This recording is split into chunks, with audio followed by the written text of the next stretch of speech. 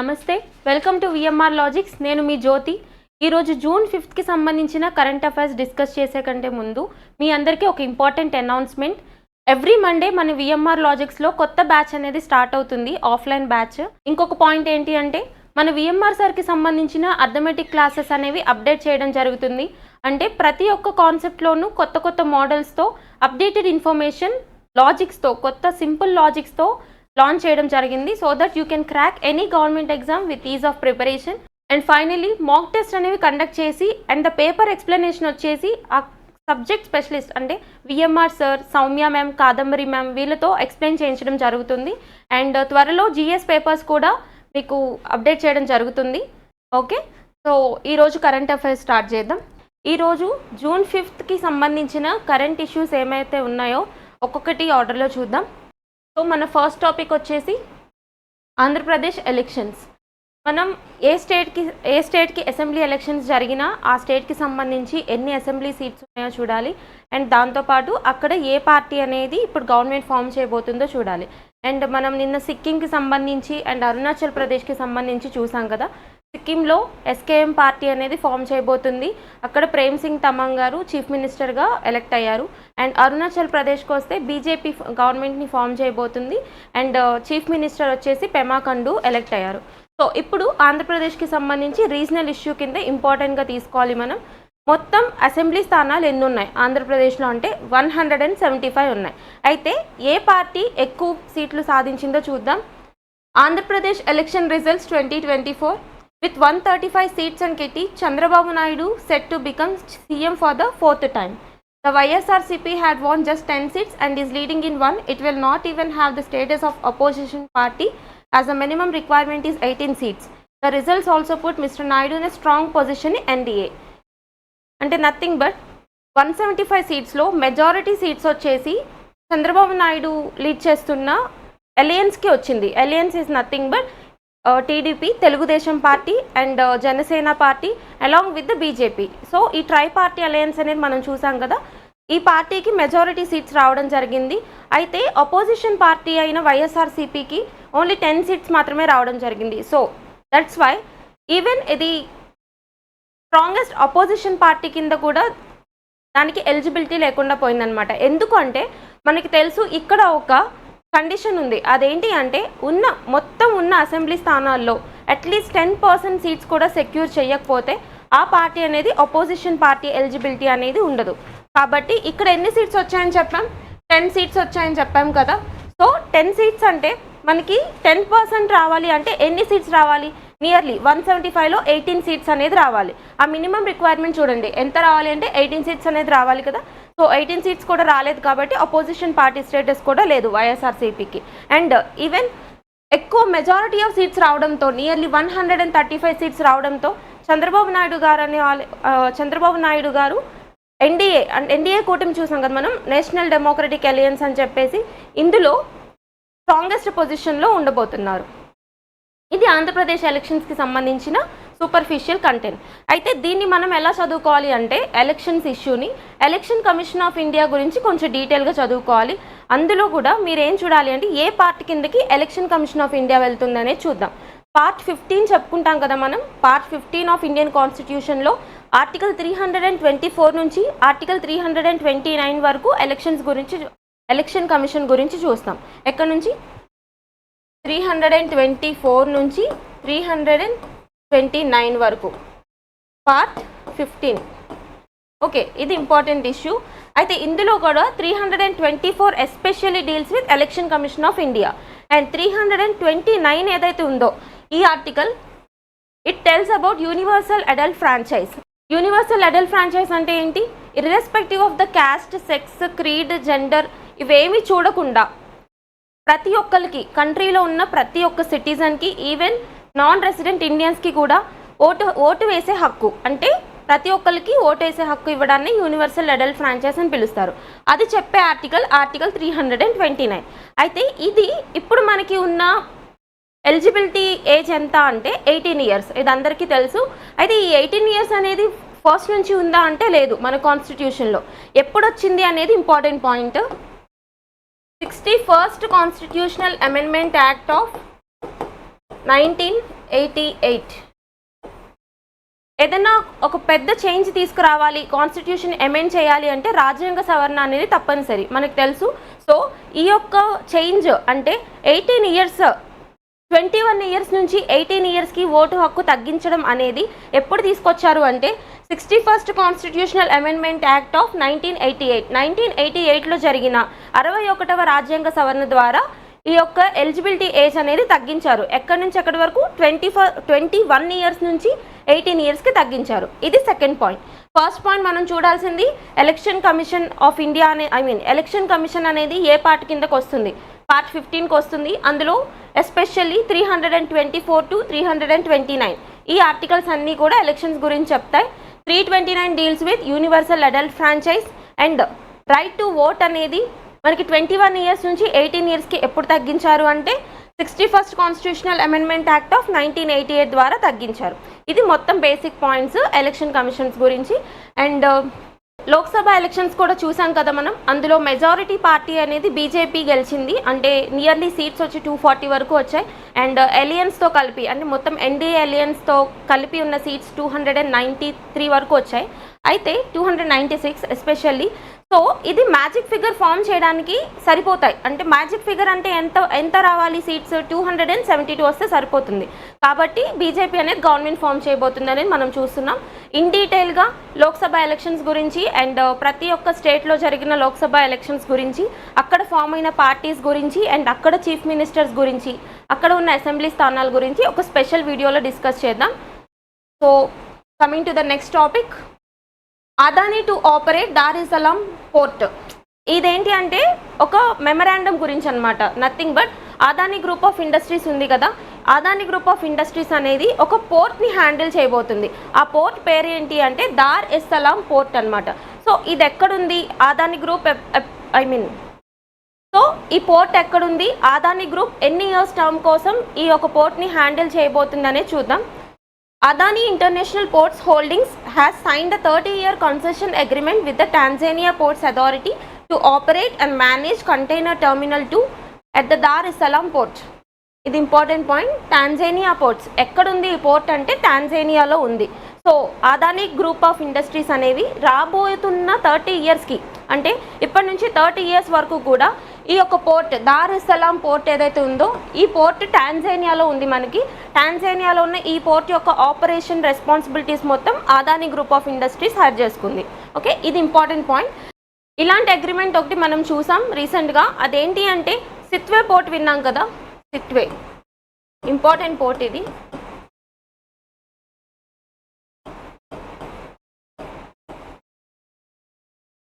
Sittwe port ఎక్కడ ఉంటుంది అంటే మయన్మార్లో ఉంటుంది. సో ఈ మయన్మార్లో ఉన్న సిత్వే పోర్ట్ యొక్క ఆపరేషన్స్ అనేది ఇండియాకి సంబంధించిన ఇండియా పోర్ట్స్ లిమిటెడ్కి అప్పగిస్తూ మినిస్ట్రీ ఆఫ్ ఎక్స్టర్నల్ అఫైర్స్ అనేది ఒక పర్మిషన్ ఇచ్చింది. ఎక్స్టర్నల్ అఫైర్స్ అంటే ఇప్పుడు ఎవరున్నారు, సుబ్రహ్మణ్యం జయశంకర్ గారు ఉన్నారు. సో ఆ ఎక్స్టర్నల్ అఫైర్స్ నుంచి పర్మిషన్ పొందుతూ ఈ పోర్ట్ న్యూస్లో నిలిచింది. దీన్నే మనం కలాదన్ మల్టీ మోడల్ ప్రాజెక్ట్ అని కూడా పిలుస్తాం. సో ఈ పోర్ట్ అనేది ఇండియాలో ఏ స్టేట్లో ఉన్న ఏ రివర్తో కనెక్ట్ అవుతుంది అంటే వెస్ట్ బెంగాల్లో ఉన్న హుగ్లీ రివర్కి మయన్మార్లో ఉన్న సిత్వే పోర్ట్కి కనెక్ట్ చేస్తూ వచ్చిన ప్రాజెక్టే కలాదన్ మల్టీ మోడల్ ట్రాన్సిట్ ప్రాజెక్ట్. పేరేంటి, కలాదన్ multi modal project.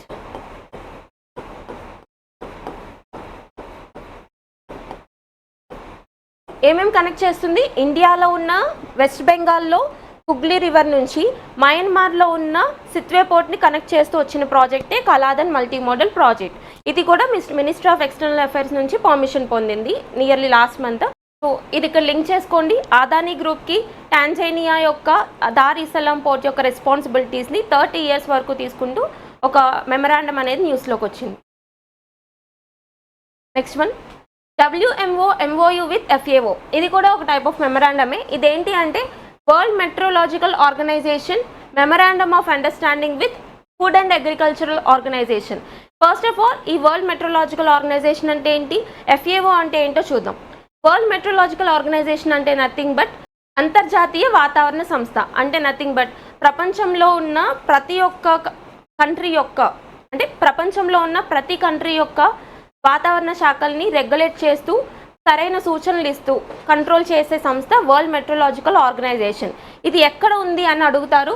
Geneva head quarters. Geneva అంటే ఎక్కడ? స్విట్జర్లాండ్. ఎప్పుడు ఎస్టాబ్లిష్ అయింది అంటే 1950లో వరల్డ్ మెట్రోలాజికల్ ఆర్గనైజేషన్ అనేది జెనీవా హెడ్ క్వార్టర్స్గా ఎస్టాబ్లిష్ అయింది. సో అండ్ నెక్స్ట్ ఆర్గనైజేషన్ వచ్చి FAO. FAO అంటే ఫుడ్ అండ్ అగ్రికల్చరల్ ఆర్గనైజేషన్. ఒకటి గుర్తుపెట్టుకోండి, ఫుడ్కి రిలేటెడ్గా ఏ ఆర్గనైజేషన్ వచ్చినా మ్యాక్సిమం 90% వరకు దాని యొక్క హెడ్ క్వార్టర్స్ అనేవి రోమ్లోనే ఉంటాయి. రోమ్ ఎక్కడుంది? ఇటలీలో ఉంది. సో ఇక్కడ FAO హెడ్ క్వార్టర్స్ వచ్చేసి రోమ్లో ఉంటాయి, ఇటలీ. ఇది ఎప్పుడు ఎస్టాబ్లిష్ అయింది అంటే 1945లో ఎస్టాబ్లిష్ అయింది. సో ఇవి మేజర్గా ఉన్న ఆర్గనైజేషన్స్. ఈ రెండింటికి ఇప్పుడు ఏం మెమరాండం వచ్చిందో చూద్దాం. అంటే ఈ రెండు కలిసి ఏ మెమరాండం చేసుకున్నాయో చూద్దాం. World Meteorological Organization and United Nations Food and Agricultural Organization are strengthening their collaboration to improve the provision and use of climate services in agriculture, increase resilience and climate adaptation. Nothing but climate services in agriculture, improve the provisions. అంటే అగ్రికల్చర్కి సంబంధించి climate services అంటే వాతావరణ సేవల్ని improve చేయడానికి, technological ఇంప్రూవ్మెంట్ని తీసుకురావడానికి ఈ WMOకి FAOకి జరిగిన ఒక అగ్రిమెంట్ అనమాట. ఇప్పుడు అగ్రికల్చర్కి సంబంధించి క్లైమేట్ అనేది చాలా ఇంపార్టెంట్ ప్రొవిజన్ కదా. అంటే క్లైమేట్ని బట్టే అక్కడ ఈల్డ్ అనేది ఉంటుంది, నష్టం వస్తుందా లాభం వస్తుందా అనేది తెలుస్తుంది. సో ఈ క్లైమేట్కి సంబంధించి కొత్తగా వచ్చే ఇన్నోవేషన్ టెక్నాలజీస్ అండ్ వెదర్ ఫార్కాస్టింగ్ కోసం సో ఇట్లా టెక్నాలజీ అనేది ఇంప్రూవ్ చేసి అగ్రికల్చర్ని సస్టైనబుల్గా చేయడానికి తీసుకొచ్చిన ఒక అగ్రిమెంటే WMOకి FAOకి జరిగిన అగ్రిమెంట్ అనమాట. హెడ్ క్వార్టర్స్ చూసుకోండి, ఎప్పుడు ఎస్టాబ్లిష్ అయిందో చూడండి, సరిపోతుంది. And coming to next topic, Netherlands becomes India's third largest export destination. అంటే ఇక్కడ మనకి న్యూస్లోకి వచ్చింది ఏంటి అంటే నెదర్లాండ్స్ అనే కంట్రీ ఇండియాకి థర్డ్ లార్జెస్ట్ ఎక్స్పోర్ట్ డెస్టినేషన్ అయింది. అంటే ఫస్ట్ ఆఫ్ ఆల్ న్యూస్లోకి వెళ్ళడానికంటే ముందు ఎక్స్పోర్ట్స్ అంటే ఏంటి, ఇంపోర్ట్స్ అంటే ఏంటి? ఎక్స్పోర్ట్స్ అంటే మన డొమెస్టిక్గా సరిపోయిన తర్వాత, అంటే ఎక్స్పోర్ట్స్ అంటే ఏంటి, మనకి డొమెస్టిక్గా నీడ్ అనేది సరిపోయిన తర్వాత ఎక్సెస్గా ఉన్న వాటిని మన యొక్క ఫారెన్ ఎక్స్చేంజ్ రిజర్వ్స్ ఇంప్రూవ్ చేసుకోవడానికి, అంటే మన విదేశీ మారక నిల్వల్ని పెంచుకోవడానికి ఫారిన్ కంట్రీస్కి ఎక్స్పోర్ట్ చేస్తూ ఉంటాం. ఎక్స్పోర్ట్స్ అంటే వాటిని మనం ఎగుమతులు అంటాం. సో ఇంపోర్ట్స్ అంటే ఏంటి, మన దగ్గర ఎఫిషియెంట్గా ఉన్న రీసోర్సెస్ ఏవైతే ఉంటాయో వాటన్నిటినీ కూడా ఫారెన్ నేషన్స్ నుంచి మనం దిగుమతి చేసుకుంటాం, అవి ఇంపోర్ట్స్. సో ఇది క్లియర్ కదా. ఏ కంట్రీ అయినా ఎప్పుడు డెవలప్ అవుతుంది అంటే ఎక్స్పోర్ట్స్ అనేది ఎక్కువ ఉండాలి ఇంపోర్ట్స్తో కంపేర్ చేస్తే, అప్పుడే మన ఫారెన్ ఎక్స్చేంజ్ రిజర్వ్స్ అనేవి పెరుగుతాయి. At present foreign exchange reserves ఎంత ఉన్నాయి అంటే ఇండియాకి $674 బిలియన్, అంటే 674 బిలియన్ USD. ఇది చాలా ఇంప్రూవ్ అయింది. మనకి నియర్లీ ఒక వన్ డికేడ్ కంటే ముందు $210 సంథింగ్ అట్లా ఉండేది. నియర్లీ 210 బిలియన్ USD నుంచి 674 బిలియన్ USD అవ్వడం అంటే ఇది చాలా డెవలప్ అయిందనే చెప్పాలి. సో ఎక్కడైనా ఎక్స్పోర్ట్ వాల్యూ అనేది ఎక్కువ ఉండాలి.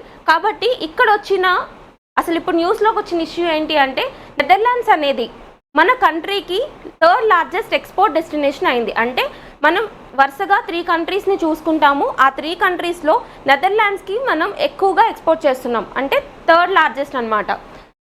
The Netherlands became India's third largest export market in the physical year 2023-24 after US and UAE. A countries తర్వాత? ఫస్ట్ ప్లేస్లో యునైటెడ్ స్టేట్స్ ఆఫ్ అమెరికా ఉంది. అంటే మనం ఇండియా నుంచి ఎక్కువ ఎక్స్పోర్ట్స్ యునైటెడ్ స్టేట్స్ ఆఫ్ అమెరికాకి చేస్తున్నాం. దాని తర్వాత సెకండ్ ప్లేస్లో UAE, అంటే యునైటెడ్ అరబ్ ఎమిరేట్స్. మనం చూస్తాం కదా గ్రూప్ ఆఫ్ 7 ఎమిరేట్స్ అని చదువుతాం, అదే UAE. అండ్ ద థర్డ్ వచ్చేసి నెదర్లాండ్స్, ఇది వచ్చి third place.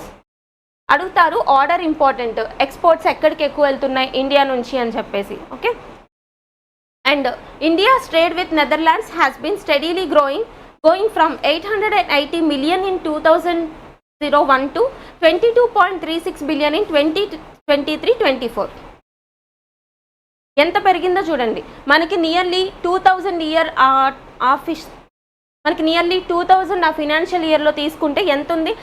Just 880 million USD ఉంది. కానీ ఇప్పుడు ఎట్ ప్రెజెంట్ 2023-24 ఫినాన్షియల్ ఇయర్లో తీసుకుంటే 22.36 బిలియన్ ఇంప్రూవ్ అయిందంట. సో ఇది ఒక న్యూస్ ఎక్స్పోర్ట్ డెస్టినేషన్ గురించి. అండ్ ఇంపోర్ట్స్ కూడా చూడండి, ఇంపోర్ట్స్లో మనం ఎక్కువగా ఎక్కడి నుంచి ఇంపోర్ట్ చేసుకుంటున్నాం అని అడుగుతారు. China is the largest importer for us. ఇది చైనా. సెకండ్ ప్లేస్లో వచ్చేసి యూఏఈ ఉంది. ఫస్ట్ ప్లేస్ చూడండి, చైనా నుంచి మనం ఎక్కువ ఇంపోర్ట్స్ చేసుకుంటాం అన్నమాట. And next topic world environment day. ఇది చాలా ఇంపార్టెంట్. మనం ఎప్పటి నుంచి అంటే నియర్లీ 1973 నుంచి దీని హిస్టరీ చూస్తాం. అంటే 1972లో మనకి యునైటెడ్ నేషన్ ఎన్వైర్న్మెంట్ ప్రోగ్రామ్ అనేది ఒకటి ఎస్టాబ్లిష్ చేయడం జరిగింది. సో ఇది ఎస్టాబ్లిష్ చేసిన తర్వాత నుంచి వరల్డ్ ఎన్వైర్న్మెంట్ డేని అంటే ప్రపంచ పర్యావరణ దినోత్సవాన్ని ఎవ్రీ ఇయర్ June 5న సెలబ్రేట్ చేసుకుంటాం. సో ఈ ఇయర్ June 5న దీని యొక్క థీమ్ ఏంటో చూద్దాము అండ్ ఎవరు సెలబ్రేట్ చేస్తున్నారో దీని హిస్టరీ ఏంటో చూద్దాం డీటెయిల్గా.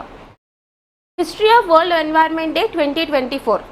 The seed of world environment day was sown in 1972లో స్టార్ట్ అయింది. The united nation conference on human environment held in Stockholm, Sweden on June 5th sparked critical discussions on environmental protection.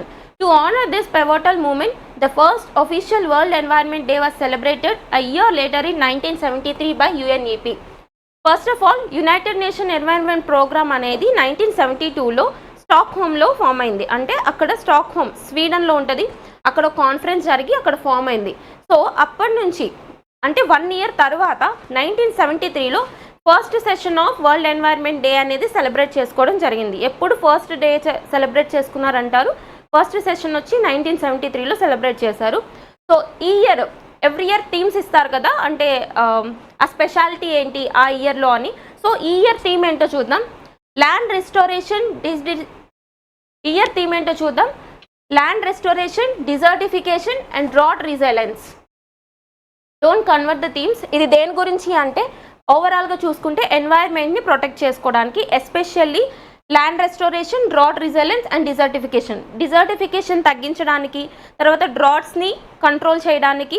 Land restoration అంటే nothing but land యొక్క fertility పెంచుకోవడానికి and depletion తగ్గించడానికి. So ఇవన్నీ కూడా కొలాబరేటివ్గా థీమ్లో include చేశారనమాట.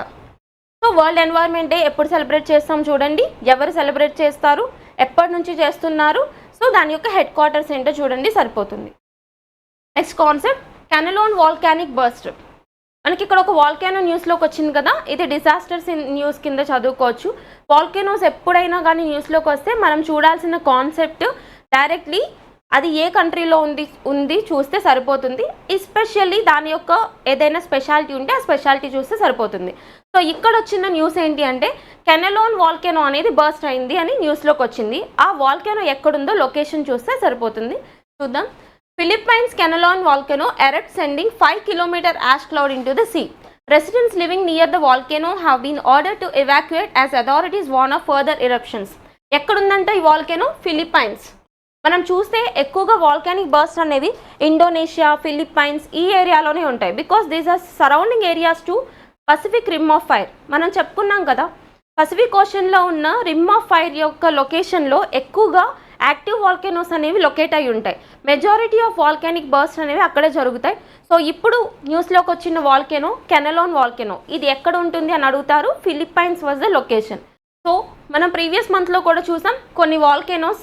Mount Ruang వాల్కానో అని చదివాం, అది ఎక్కడ ఉంటుంది అంటే ఇండోనేషియాలో ఉంటుంది. అండ్ ఇంకో వాల్కానో మౌంట్ ఎరిబస్ అంటార్కిటికా. సో ఇంకో వాల్కానో మౌంట్ ఎరిబస్ అంటార్క్టికాలో ఉంటుంది. దాని యొక్క స్పెషాలిటీ కూడా చూసాం మనం. ఏంటి? Mount ఎరిబస్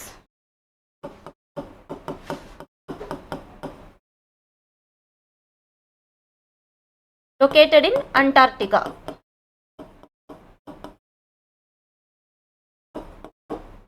Mount Ruwang, Indonesia. So ఇక్కడ మనకి మౌంట్ ఎరిబస్ అనేది చాలా ఇంపార్టెంట్. ఎందుకంటే ఇది ఎరప్ట్ అయిన ప్రతిసారి 80 grams ఆఫ్ గోల్డ్ని ఎజెక్ట్ చేస్తుందంట ఎయిర్లోకి. అంటే నథింగ్ బట్ స్పార్క్లింగ్ ఫైర్స్ ఉంటాయి కదా, సో ఆ ఫైర్స్లో ప్రతిసారి ఎరప్ట్ అయిన ప్రతిసారి 80 grams ఆఫ్ గోల్డ్ని ఎజెక్ట్ చేస్తుంది అని ఒక సర్వేలో తేలింది. సో అంటార్క్టికా అనేది ఫారర్ లొకేషన్స్లో ఉంటుంది, అంటే నియర్లీ సౌత్ పోల్లో ఉంటుంది కదా, అక్కడి వరకు వెళ్ళి ఎవరు కలెక్ట్ చేయడం అనేది కుదరదు శాంపిల్స్ అనేవి. సో జస్ట్ మనకు ఒక శాటిలైట్ ఇమేజెస్ ద్వారా తెలిసిందనమాట ఈ న్యూస్ అనేది. సో ఫస్ట్ ఆఫ్ ఆల్ ఈ ఎరిబస్ అనే వాల్కనో ఎక్కడుందో చూడండి, అంటార్క్టికాలో ఉంది. అండ్ మౌంట్ రువాంగ్ వాల్కెనో వచ్చి ఇండోనేషియాలో ఉంది. అండ్ మనం లాస్ట్ ఇయర్ నుంచి చూసుకుంటే చాలా వాల్కెనోస్ అనేవి న్యూస్లో ఉన్నాయి. Like Tonga volcano in south Pacific ocean అని చూసాం కదా, డిజాస్టర్ ఆఫ్ ద డికేడ్ అని చెప్తారు. ఎందుకు అంటే ఆ టోంగా వాల్కెనిక్ ఎరప్షన్స్ అనేవి జరగడం వల్ల పెరూ కోస్ట్, అంటే సౌత్ అమెరికాలో ఉన్న పెరూ కోస్ట్ ఎక్కడైతే ఉందో అక్కడ ఎన్వైర్మెంటల్ ఎమర్జెన్సీని క్రియేట్ చేశారు, అంటే ఎన్వైర్మెంటల్ ఎమర్జెన్సీని అనౌన్స్ చేశారు. దేనివల్ల అంటే ఈ యొక్క టోంగా వాల్కెనో ఎరప్షన్స్ జరగడం వల్ల ఈ ఓషన్లో జనరేట్ అయిన ఫ్రీక్వేవ్స్ అనేవి పెరూ కోస్ట్ని టచ్ చేశాయి. అలా చేస్తున్న ప్రాసెస్లో ఓషన్లో ఉన్న మర్చెంట్ షిప్స్ అనేవి స్పిల్ అవడం వల్ల ఆయిల్ స్పిల్లింగ్ జరిగిందనమాట ఓషన్ మీద. సో ఆయిల్ స్పిల్లింగ్ జరిగితే ఏమవుతుంది, మెరైన్ ఎన్వైర్న్మెంట్ అనేది హామ్ అవుతుంది కదా, ఆక్సిజన్ డిప్లీషన్ జరిగి. సో ఇలా జరగడం వల్ల అక్కడ ఎన్వైర్మెంటల్ ఎమర్జెన్సీని క్రియేట్ చేశారు. సో టోంగా వాల్కెనిక్ ఎరప్షన్ని డిజాస్టర్ ఆఫ్ ద డికేడ్ అని పిలుస్తారు. సో అలా నంబర్ ఆఫ్ వాల్కెనోస్ చూసాం మనం, మౌంట్ సినబంగ్ అని, మౌంట్ ఇలీలెవెటలాక్ అని చెప్పి, తర్వాత ఫాగ్రడాల్స్ వాల్కెనో ఇన్ ఐస్లాండ్ అని చెప్పి, ఇంకా కంబర్విజా వాల్కెనో ఇన్ స్పెయిన్ అని, ఇట్లా నంబర్ ఆఫ్ వాల్కెనోస్ చూసాం కదా. జస్ట్ వాల్కెనోస్ ఏంటి, ఏ లొకేషన్లో ఎరప్ట్ అయినాయి చూడండి సరిపోతుంది. సో ఇప్పుడు వచ్చిన న్యూస్లో వచ్చిన వాల్కెనో ఏంటంటే కెనలాన్ వాల్కెనో, ఎక్కడుంది అంటే ఫిలిప్పైన్స్లో ఉంటుంది. Next topic, new ant species discovered from Siang valley in Arunachal Pradesh. ఇది స్పీషీస్కి ఇన్ న్యూస్ కింద ఇంపార్టెంట్. ఇక్కడ ఒక కొత్త చీమ జాతి బయటపడింది, యాంట్ స్పీషీస్ అనమాట. ఎక్కడ బయటపడింది అంటే అరుణాచల్ ప్రదేశ్లో ఉన్న సియాంగ్ వ్యాలీలో బయటపడిందంట. సో ఆ చీమకు ఉన్న స్పెషాలిటీ ఏంటో చూద్దాం. Paraparatrechina neela has been described as a small ant with a total length of less than 2 mm. దీని యొక్క సైంటిఫిక్ నేమ్ చూసుకోండి, ఏ స్పీషీస్ వచ్చినా సైంటిఫిక్ నేమ్స్ గుర్తుపెట్టుకోవాలి. పారాపారా ట్రెచినా నీలా అని పిలుస్తున్నారు కదా, ఎందుకో మనం చూద్దాం. With a total length of less than 2 mm, its body is predominantly metallic blue. ఇది important point. Recently an ant species was discovered with metallic blue body colour అని అడిగితే ఈ యొక్క స్పీషీస్ గుర్తు రావాలి. ఎక్కడ అంటే అరుణాచల్ ప్రదేశ్లో ఉన్న సియాంగ్ వ్యాలీలో డిస్కవర్ చేశారు. సో దాని సైంటిఫిక్ నేమ్ చూసుకోండి అండ్ దాని యొక్క స్పెషాలిటీ ఏంటో చూసుకోండి సరిపోతుంది. అయితే ఇప్పటి వరకు ఉన్న మొత్తం చీమ జాతులు ఎన్ని అంటే 16,724 స్పీషీస్ ఉన్నాయి, అంటే హైయెస్ట్ బయోడైవర్సిటీ ఉందనే చెప్పొచ్చు. సో ఇన్ని స్పీషీస్లో కూడా ఈ యొక్క యాంటీ స్పీషీస్కి చాలా పెక్యులర్ బిహేవియర్ ఉంది, అంటే పెక్యులర్ ఫీచర్స్ ఉన్నాయన్నమాట. నథింగ్ బట్ ఇట్లా మెటాలిక్ బ్లూ, ఇక్కడ కలర్ చూడండి, ఈ కలర్లో యాంటీ స్పీషీస్ ఐడెంటిఫై అవ్వడం అనేది ఇది చాలా రేర్ అనమాట. సో ఇంపార్టెంట్ కాన్సెప్ట్ గుర్తుపెట్టుకోండి. ఎవరు ఐడెంటిఫై చేశారని కూడా అడుగుతారు. చూడండి, a group of entomologist from the university of Florida in the USA and Ashoka trust for research in ecology and environment in బెంగళూరుకి సంబంధించిన అశోకా రీసెర్చ్ ట్రస్ట్ వాళ్ళు అండ్ ఫ్లోరిడాకి సంబంధించిన యూనివర్సిటీ ఆఫ్ ఫ్లోరిడా వాళ్ళు కలిసి సంయుక్తంగా చేసిన ఒక రీసెర్చ్లో ఈ యొక్క యాంటీ స్పీషీస్ అనేది అరుణాచల్ ప్రదేశ్లో బయటపడింది. Next concept, Indian air force Sukhoi fighter jet crashes in Maharashtra's Nashik, pilot safe. ఇక్కడ న్యూస్లోకి వచ్చిన ఇష్యూ ఏంటంటే ఇండియన్ ఎయిర్ ఫోర్స్కి సంబంధించిన ఒక ఫైటర్ జెట్ అనేది క్రాష్ అయిందంట. ఎక్కడ, నాసిక్లో, మహారాష్ట్రలో క్రాష్ అయింది. సో ఇక్కడ మనం చూసుకోవాల్సిన కాన్సెప్ట్ మెయిన్గా ఆ యొక్క ఫైటర్ జెట్ ఏంటి, ఎక్కడి నుంచి మనం ఎక్వైర్ చేసుకున్నాం, లేదు అంటే ఇండియాలో ఎవరు డెవలప్ చేస్తున్నారు అనేది చూడాలి. సుఖోయ్ ఫైటర్ జెట్, ఓకే, దీని యొక్క main name Sukhoi Su-30 MK. ఇది ఒక ఫైటర్ జెట్ అనమాట. దీన్ని మనం రష్యా నుంచి ఈ టెక్నాలజీ అనేది ఎక్వైర్ చేసుకున్నాం. సో ఇండియాలో ఎవరు డెవలప్ చేస్తున్నారు అంటే హిందుస్థాన్ ఏరోనాటిక్స్ లిమిటెడ్, HAL వింటాం కదా మనం. సో హిందుస్థాన్ ఏరోనాటిక్స్ లిమిటెడ్ వాళ్ళు ఇండియాలో డెవలప్ చేస్తున్నారు. ఆ కాన్సెప్ట్ చూద్దాం. The Sukhoi 30 MKI is a 2-seater twin-jet multi-role air superiority fighter developed by Russian aircraft manufacturer Sukhoi.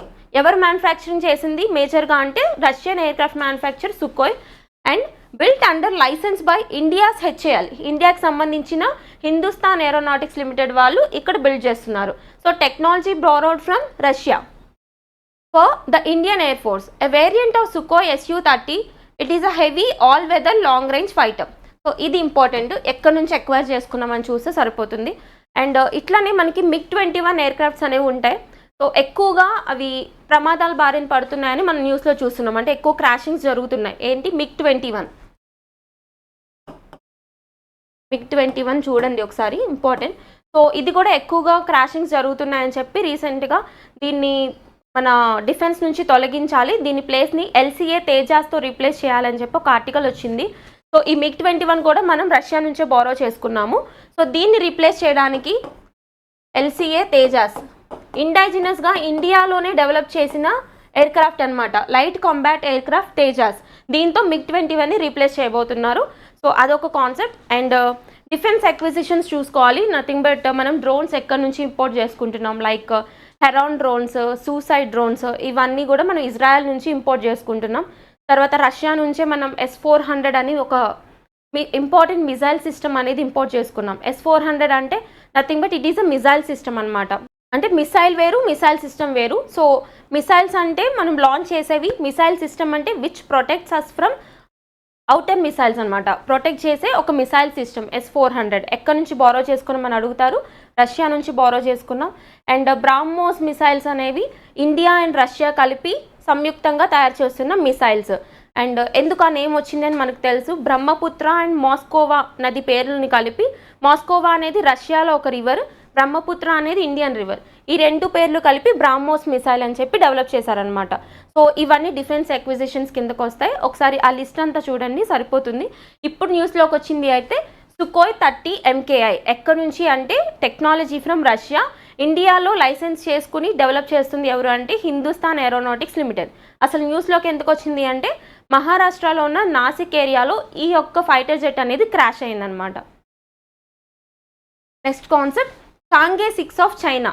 ఇదేంటి అంటే చైనా యొక్క మూన్ మిషన్, అంటే చైనా యొక్క స్పేస్ ఏజెన్సీ ఏదైతే ఉందో అది మూన్కి సెండ్ చేసిన ఒక మిషన్ అనమాట.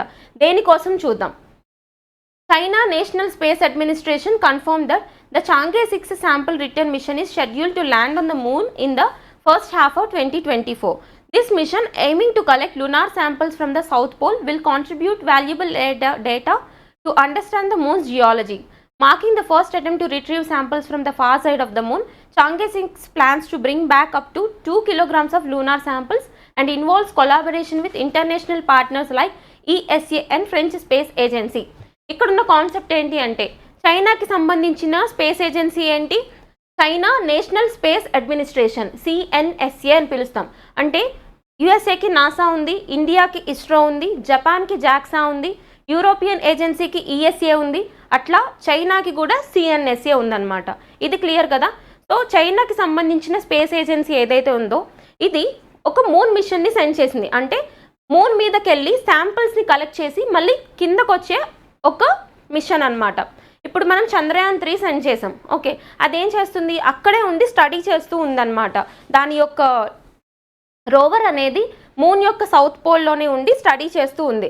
ఈ మిషన్ ఏంటి అంటే దీని speciality far side of the moon, అంటే ఎప్పుడు ఎక్స్ప్లోర్ చేసే చోటు కాకుండా మూన్ దగ్గరే ఉన్న ఒక ఫార్ సైడ్, అంటే దూరం ప్రాంతం, మూన్లోనే far side of the moon దగ్గర సౌత్ పోల్లోనే ఇది శాంపుల్ కలెక్ట్ చేసి తీసుకొస్తుంది అనమాట.